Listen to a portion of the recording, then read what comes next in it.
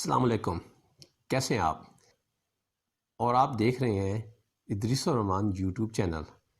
پچھلے کئی دنوں سے پاکستان کی سیاست میں گرمی جو ہے وہ بتدریج بڑھ رہی ہے۔ اگرچہ موسم سردی کی طرف مائل ہے اور پہاڑی علاقوں پہ موسم شدید سرد ہو چکا ہے اور میدانی علاقے بھی اس وقت ہلکی ہلکی ٹھنڈک کی زد میں ہے، لیکن اسلام آباد میں سیاسی ٹیمپریچر ہے کہ کم ہونے کا نام نہیں لے رہا۔ پچھلے 2 دنوں سے 2 بیانات جو ہیں وہ بڑے زیر بحث ہیں۔ ایک بیان جو ایاز صادق صاحب کی طرف سے آیا اور ایک بیان اسی تناظر میں فواد چودھری صاحب کا۔ اب ان دونوں بیانوں پر دونوں طرف سے سیاست ہو رہی ہے اور انڈیا میں ان دونوں بیانوں کو بہرحال اپنے اپنے پیرائے میں لے کے اس سے بینیفٹ لینے کی کوشش کی جا رہی ہے۔ انڈین میڈیا تو ویسے بھی ادھار کھایا بیٹھا ہوتا ہے اور جب بھی انہیں کوئی اس طرح کی کوئی موقع ملتا ہے تو وہ ماشاءاللہ پھر کہانیاں تراشنے میں بہت آگے ہیں۔ کبھی کبھی میں سوچتا ہوں کہ پاکستانی میڈیا کے اندر شاید یہ سینس آف رسپانسبلٹی آئے گی کہ نیشنل معاملات پہ یہ بھی اس طرح کا سٹینڈ لیں، کیونکہ پاکستانی میڈیا میں کچھ کافی ہیروازم پایا جاتا ہے۔ میں کمپیئر کرتا ہوں انڈین میڈیا کے ساتھ تو مجھے اکثر یہ سوال اٹھتا ہے کہ نیشنل موضوعات پہ دیکھیں، سیاسی موضوعات تو ایسے ہیں جس پہ مسالہ چلتا ہے، لیکن قومی معاملات میں مسالہ نہیں چلتا۔ ہمارا ہاں میڈیا جو ہے وہ ہر وقت ریٹنگ کے چکر میں رہتا ہے اور ماشاءاللہ ریٹنگ خوب چل رہی ہے۔ پاکستانی سیاست پچھلے 1.5 مہینے سے ایک گرمی کے اس میں ہے، اگرچہ موسم سردی کی طرف جا رہا ہے لیکن پاکستانی سیاست کے تیور جو ہیں وہ گرمی پہ آمادہ ہیں۔ ہر جماعت جو ہے وہ دسمبر کا کلیم کر رہی ہے۔ پی ڈی ایم جو کہ نیا تشکیل شدہ محاذ ہے حکومت کے خلاف، اس میں اکثر لوگ خاص طور پہ مولانا فضل الرحمان بھی ہیں اور مریم نواز صاحبہ بھی ہیں، یہ دسمبر کی بات کر رہی ہیں۔ شیخ رشید صاحب بھی دسمبر سے آگے کی باتیں کر رہے ہیں۔ یہ دسمبر میں کیا ہے؟ کیا دسمبر میں ہونے والا ہے؟ کیا کوئی ایسے وعدے وعید ہیں؟ لیکن آتے ہیں اس وقت کی صورتحال میں کہ مجھے تو یہ لگتا ہے کہ وعدے وعید اگر کہیں ہیں تو یہ وعدے جو ہیں ملیہ میٹ ہو رہے ہیں۔ ایاز صادق صاحب ماشاءاللہ بڑے دھیمے مزاج کے سیاستدان ہیں، قومی اسمبلی کے سپیکر بھی رہ چکے ہیں۔ انہوں نے فلور آف دا ہاؤس پر ایک ایسا بیان داغا کہ جس سے پاکستان میں تو آگ لگ گئی اور انڈیا میں شادیاں بجنا شروع ہو گئے۔ انڈیا وہ جو ڈی مورلائزنگ پوزیشن میں تھا، انہیں ایک موقع مل گیا اپنی ڈی مورلائزنگ پوزیشن کو بہتر کرنے کا۔ اب سوال یہ ہے، کیا ایاز صادق صاحب جس بینٹ آف مائنڈ کے آدمی ہیں، کیا یہ بات ان کی زبان سے نکل گئی ہے؟ کیا یہ صرف سلپ آف ٹنگ ہے؟ کیا یہ واقعتاً ایک ایسی تراشی ہوئی پالیسی اسٹریٹجی ہے جس کا مقصد مخصوص اہداف حاصل کرنا ہے؟ بظاہر معاملہ اتنا سادہ نہیں لگتا کہ محض ایاز صادق صاحب اٹھے اور انہوں نے جذبات میں آ کے ایسی اسٹیٹمنٹ دے دی۔ یہ لگتا ہے یہ اسٹیٹمنٹ ان سے کہلوائی گئی ہے۔ یہ اسٹیٹمنٹ کچھ ایسے ہی لگتا ہے کہلوائی گئی ہے جیسے کسی کچھ عرصہ پہلے میاں جاوید لطیف صاحب نے ایک ایسا بیان داغا تھا مراد سعید کے حوالے سے۔ جو لوگ میاں جاوید لطیف کو جانتے ہیں وہ کہتے ہیں کہ میاں جاوید لطیف اس طرح کی زبان استعمال نہیں کر سکتے۔ یہی معاملہ ایاز صادق صاحب کا لگ رہا ہے کہ ایاز صادق صاحب اس طرح کی لینگویج یا اس طرح کی اسٹیٹمنٹ دینے والے لگتے نہیں ہیں۔ یا تو لگتا ہے کہ انہوں نے کہیں لائلٹی کا مسئلہ تھا، وہ لائلٹی ثابت کرنے گئے، یا واقعتاً ایک اسٹریٹجی تھی اور اسٹریٹجی کے تحت انہیں چوز کیا گیا۔ بہرحال کچھ بھی ہو، یہ بیان بڑا خطرناک تھا اور شاید اس بیان کی خطرناکی ابھی مزید مسلم لیگ نواز کے لیے پریشانی کا باعث رہے گی۔ مسلم لیگ نواز اس بیان سے کیا حاصل کرنا چاہتی تھی؟ کیا یہ تو آنے والے وقت پہ پتہ لگے گا کہ اس بیان کے داغنے سے کیا وہ اپنے ہدف حاصل کر سکتے ہیں؟ کیا جو پلان انہوں نے کیا تھا وہ پلان پورا ہوتا ہے؟ کیا جو مقاصد تھے وہ مقاصد اس سے پورے ہوتے ہیں؟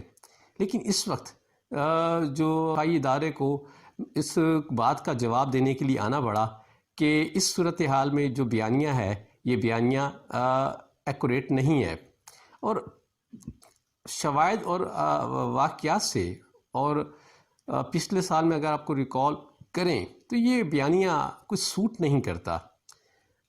مطلب ایک بات تھوڑی سی سمجھنے سے قاصر ہے کہ سیاسی مقاصد کے لیے یا سیاسی چپکلش میں کیا ہمارے سیاستدان اتنے غیر ذمہ دار ہو سکتے ہیں. اور اسی طرح کی سلپ آف ٹنگ جو ہے وہ فواد چودھری صاحب سے بھی موسوم ہوئی جب انہوں نے پلوامہ واقعے کا مفت میں ذکر کر دیا. دیکھیں بات یہ ہے کہ پلوامہ کا ایونٹ ہوا تھا کچھ دن پہلے، اس میں انڈیا میں جو ہے ایک کانوائے پہ اٹیک ہوا تھا، اور حسب دستور کہ انڈیا میں اگر کسی کو چھینک بھی آئے تو وہ مدعا ہمارے سر پہ ڈالتے ہیں، اور حسب دستور پلوامہ کو اسی حوالے سے کیا گیا. اور پلوامہ کو اسی کانٹیکسٹ میں انڈیا نے ایک در اندازی کی کوشش بھی کی. ہمارا جواب اور جو انڈیا کے 2 جہاز گرائے گئے وہ اس ایئر سٹرائک کے ریفرنس سے تھا، اس ایئر سپیس کی وائلیشن سے تھا. تو اس لیے فواد چودھری صاحب بہرحال سمجھدار سیاستدان ہیں، کافی عرصے سے سیاست میں ہیں. انہیں چاہیے کہ اس طرح کی بیان بازی سے کیا کم از کم بیان دیتے ہوئے محتاط روی سے الفاظ کے سلیکشن میں، الفاظ کے چناؤ میں محتاط رہیں. بہرحال سیاستدانوں کی انہی باتوں کو دیکھ کے یہ گمان بھی آتا ہے اور یہ خیال بھی آتا ہے کہ شاید انہی کی غیر سنجیدہ باتوں اور انہی سیاسی بحث و مباحث میں یہ بعض اوقات وہ باتیں بھی شیئر کرتے ہیں جو نیشنل سیکورٹی سے ریلیٹ کرتی ہیں. آپ کو انڈین سیاستدانوں میں ایسی مثالیں دیکھنے کو نہیں ملیں گی.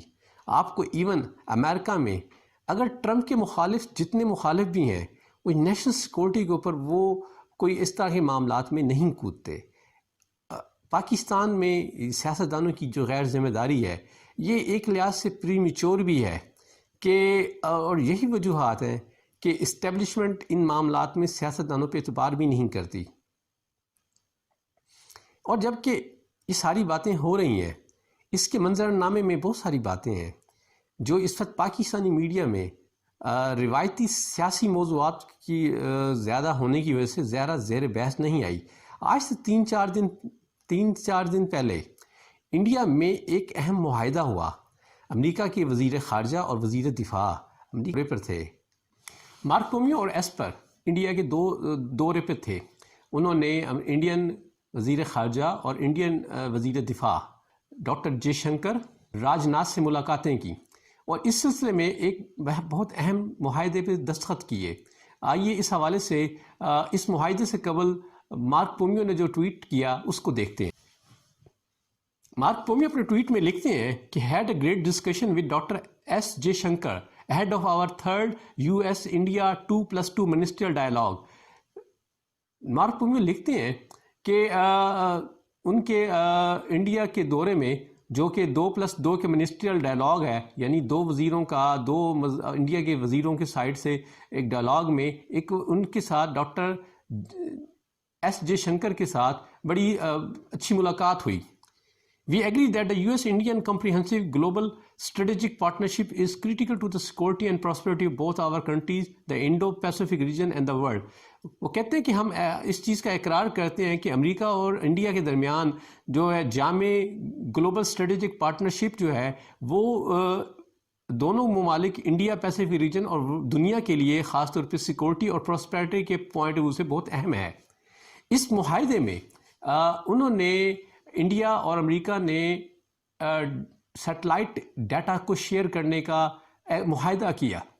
اس معاہدے کی روح سے جو انڈیا کو فوائد حاصل ہوں گے اس معاہدے سے انڈیا کو نقشہ سازی اور فضائی اور بحری نقشوں کے حوالے سے امریکہ جو ہے انڈیا کو معلومات شیئر کرے گا اور یہ معلومات انڈیا کو ڈرون اور میزائل اٹیکس کے حوالے سے بہت ہیلپ کریں گی.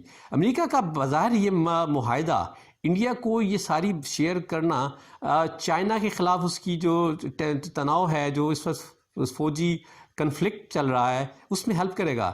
لیکن یہ بات اس وقت بھولنے کی نہیں ہے کہ انڈیا کو اگر یہ مہارت امریکہ جو دے رہا ہے وہ چین کے لیے، وہ پاکستان کے خلاف بھی استعمال ہو سکتی ہے.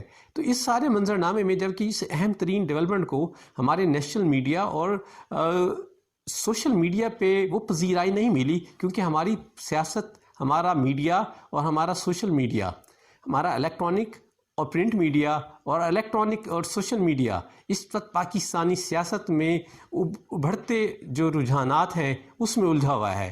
اس وقت دنیا میں بہت ساری ڈیولپمنٹس ہو رہی ہیں، لیکن پاکستانی سوشل میڈیا اور میڈیا پہ اگر دیکھیں تو ٹاپک ہماری روایتی سیاست سے باہر نہیں نکل رہے۔ سوال یہ ہے کہ اس سارے بدلتے منظرنامے میں جب سچویشن تیزی سے بدل رہی ہیں، جب اسٹریٹجک معاملات جو ہیں ان کے اوپر بڑے اہم ایشوز چل رہے ہیں، ایک طرف افغانستان میں امریکہ اور افغان مجاہدین کے درمیان گفتگو کا سلسلہ چل رہا ہے، وہاں پروسیس چل رہا ہے، دوسری طرف انڈیا چین کا کنفلکٹ ہے۔ اس سارے منظرنامے میں پاکستان میں اگر ہم سیاسی تناؤ کو دیکھیں تو یہ ایک غیر ذمہ دارانہ بیہیویئر لگتا ہے، چاہے وہ اپوزیشن کے لیول پہ ہو چاہے گورنمنٹ کے لیول پہ ہو۔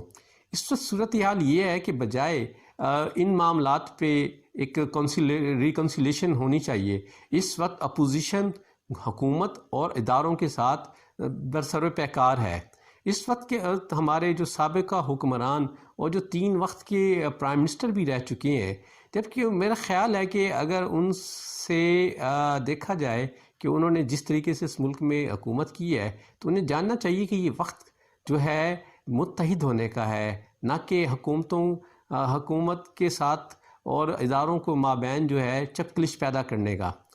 تو اس وقت تحریک جو ہے پی ڈی ایم کی کسی بھی صورت میں سازگار ماحول نہیں رکھتی کہ پاکستان میں یہ تحریک مزید چلائی جائے، جبکہ اس وقت دشمن جو ہے وہ، اور انڈیا کو دیکھیں تو وہ اس وقت چائنا کے ساتھ تنازع میں الجھا ہوا ہے، تو اس تنازع میں اور پولیٹیکل جو سچویشن ہے انڈیا کے اندر، اس تنازع میں انڈیا کیونکہ کافی ہزیمت بھی اٹھا چکا ہے چائنا کے ساتھ، معاملات ریزالو ہونے کا نام نہیں لے رہے، ان کے درمیان بات چیت بھی ہوئی لیکن بات چیت میں اگرچہ ابھی بھی کوئی خاطر خواہ کوئی بہتری نہیں آئی، تو پاکستان کے اوپر ایک جو کنفلکٹ ہے وہ ایک منڈلا رہا ہے، اور اس وقت اس ملک میں جو صورتحال ہے وہ کوئی تقاضا نہیں ہے کہ اس وقت کیا جائے۔ تو حق کا تقاضا تو یہ ہے کہ اپوزیشن اور حکومت دونوں کو ہوش کے ناخن لینے چاہیے اور معاملات کو گفت و شنید کے ساتھ ریزالو کرنا چاہیے، لیکن بظاہر اس وقت صورتحال جو ہے وہ تھمنے کا نام نہیں لیتی۔ اگرچہ ایسی صورتحال میں جو مقاصد ہیں وہ ان کے لیے پس پردہ بیک چینل جو ہیں وہ گفت و شنید بھی چل رہی ہیں، لیکن معاملات کو یہ لگتا ہے ابھی کسی کروٹ کی طرف نہیں جا رہے۔ بہرحال تحریکوں سے نہ حکومتیں گرتی ہیں اور نہ عوام کے مسائل حل ہوتے ہیں۔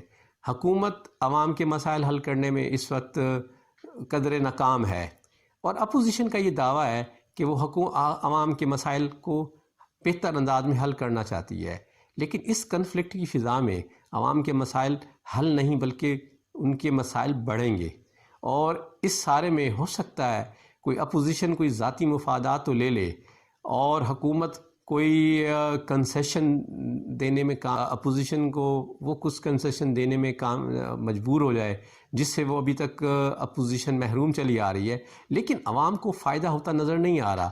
تو اس سارے منظرنامے میں ایک بہرحال صورتحال کا تقاضا بھی ہے کہ ایک بہتر اور ایک پازیٹیو ایٹیٹیوڈ اپنانے کی ضرورت ہے۔